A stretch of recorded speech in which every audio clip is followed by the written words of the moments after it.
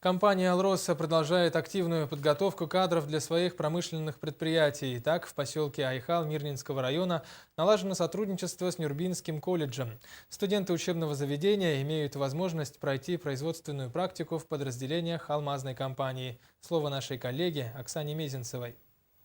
В этом году 13 студентов Нюрбинского колледжа, обучающихся по специальности горный техник, проходят производственную практику на участке закладочных работ рудника, выполняя различные работы. Молодые парни трудятся в дневные и ночные смены.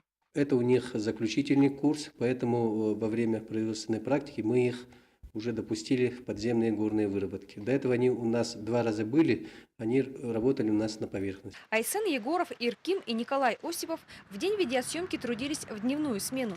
Под землей ребят уже ждали опытные наставники.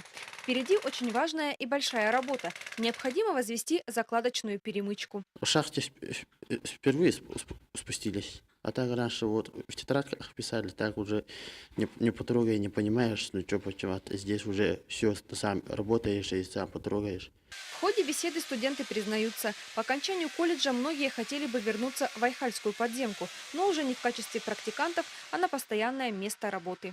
Все отзываются о них крайне положительно.